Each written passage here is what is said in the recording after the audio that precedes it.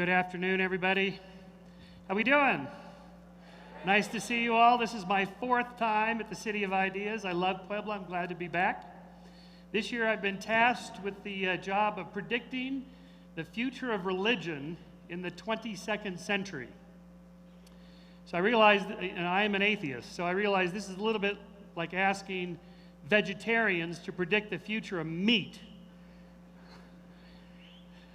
However, instead of doing it from an atheist perspective, I'll do it from a social scientist perspective. So let me just start with seeing a show of hands, if I can see the house lights here and get a little vote. How many of you here belong to no religion at all? Or if you belong to a religion, you virtually never go, you don't attend church every week, and you don't pray every day, and that sort of thing. In other words, what I'm asking you, how many of you do not consider yourself religious?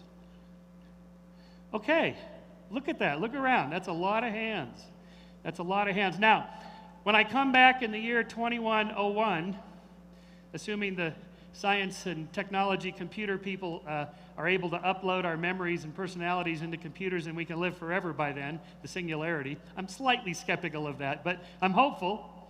You know, people ask me my opinion on the afterlife, and I say I'm for it. But, you know, being for it doesn't make it true, so we'll see how it goes. But my prediction is that virtually every hand in this room will be up in the year 2101. That is, I'm predicting that religion is on the way out. And I'll show you what I mean by this. I have some good news on this. I have a book coming out called The Moral Arc, in which I predict that the arc of the moral universe is bending toward justice. And one of the main forces of this are secular forces of science and reason. And so one of my predictions for the decline of religiosity is the fact that it's falling into disuse.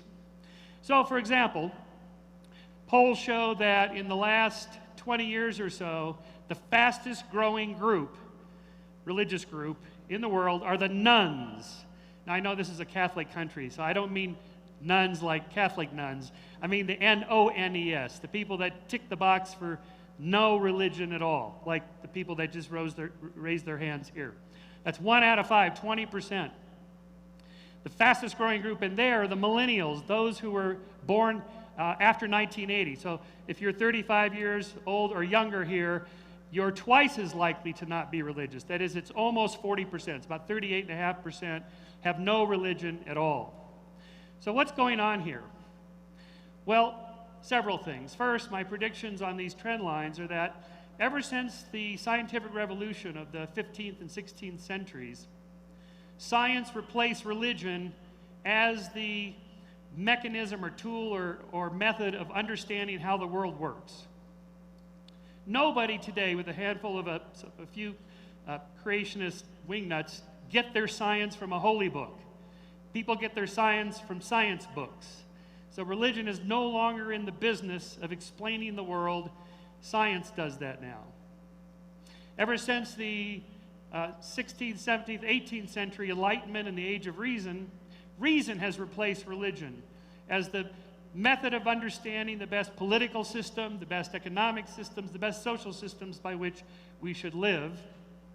And again, with the exception of a few small handful of, say, Islamic extremists who want to impose Sharia law on the rest of us, virtually everybody endorses liberal democracies, secular states that separate religion and the state, and so forth. That's the long-term trend toward which we're going. The reason that's happening is because secular states are healthier states. That is to say, I cite studies in my book showing that if you take the most advanced democratic industrial Western countries in the world, and you rate them based on a number of societal health measures: crime, suicides, homicides, incarceration rates, unemployment, depression, childhood diseases, STD rates, teen abortion rates, marriage rates, divorce rates, and so on. So you score all these 20 different countries on a 1 to 9 scale on those things, and then you measure their religiosity. How many of the people claim they believe in God, go to church every week, pray every week, and so on, and you rate them on the most, on a scale of religiosity. What you find is that the most religious countries are the least healthy. And I'm sorry to say that number one by far, least healthy country that's the most religious in the Western world is my own country just north of the United States. We score by far off the scales on homicide rates, crime rates, suicide rates, abortion rates, teen pregnancy rates, STD rates, and so on, and we're the most religious nation in the world. Now, I don't claim that religion causes these various things, but if religion is so good at making people more moral, how come these religious societies are the least healthy? So, in fact, if you go to Europe, any of the northern European countries, Norway, Sweden, Denmark, Germany, and so forth, their rates of religiosity are super low, and their rates of societal health are very high. And in fact, that's what's happened to all the sort of humanistic movements, the civil rights movements, civil liberties movements of the past century. These have been led by secular, enlightenment, reason-based forces. That is, you can't just say, I believe this because I have the right religion or my God's better than your God. That's no longer acceptable as an argument. You actually have to have rational arguments in your favor. And you can see what's happening right now in the middle of our own gay rights and same-sex marriage revolution. Studies show that the people that oppose it the most are the most religious people and the most fundamentalist of the religious people and older people. The people driving this revolution are younger people, millennials, those that are 35 and under, and the most liberal of the religious people, like the Episcopalians. So here's my prediction that 5 to 10 years from now, gay marriage, same-sex marriage and gay rights will be just like the old black and white drinking fountains of the 1950s, when we now look back on them and say, what were these people thinking? I mean, who would treat people like that? That's an unthinkable thing to do now. In 5 to 10 years, we will all think, what were they thinking back then that gays are different and that they shouldn't be able to marry and so on? Then my other prediction is that, thank you. By the way, I have some good news for you. I found biblical support not only for gay marriage, gay rights, believe it or not, but if you also, like me, happen to be in favor of the decriminalization of marijuana, that is the legalization of pot. I hear a few hands there. I have some good news for you that there is biblical support for both gay marriage and pot legalization. In Leviticus chapter 18, verses 13, it says, if a man lies with another man, he must be stoned.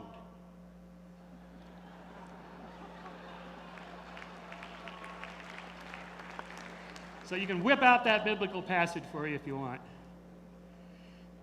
So here's my prediction, that, of course, belief in God may continue. I don't know about that. But religiosity will just continue to fall into disuse because it isn't the driving force behind what we all want. We all want the world to be a better place. We all want to change the world. And you should do that because it's the right thing to do. Because everybody born has the right to be treated with dignity, with equality under the law, and so forth. Everybody deserves that just by virtue of being human. That's a brand new idea. That idea was invented in the 18th century by secular Enlightenment philosophers who studied science. Those are the forces driving it, and that's what we all want. Now, I know lots of religious people are good people. They help people, and that's great. But shouldn't we help people because they deserve it, because it makes them better, because it makes the world better, because it makes you better for its own sake? Not because some religion says I should do it, not because I imagine that I'll be rewarded in the next life. Don't do it for the hereafter, do it for the here and now. Don't do it for some religious doctrine or for some holy book. Do it because it makes you a better person and it makes the world a better place. And that's how we're going to change the world. Each and every one of us, step by step, just a little step of progress there. Thank you very much. Thank you. Thank Bravo. You. Wow. Thank you. Michael, we have one question for you. What have been the most important happening that you have had the last year? The most important thing I'd say in the last year is the gay rights, same-sex marriage revolution, because it's happening right before us. Okay. Or, yeah. About your personal life. Oh, personal life, I got married. Un aplauso, por To my- favor. Un regalo to my de las wife, buenas Jennifer, ideas. Que se pare, felicidades. Se acaba de casar nuestro querido amigo. Le traemos un Oh regalo. my gosh, well, thank you. Oh, wow. Es un huevo precioso. ¿De dónde es el huevo, Bernie? ¿Quién lo hizo? Talavera poblana, Talavera de la Reina. Felicidades. Congratulations. Thank you. Thank you very much.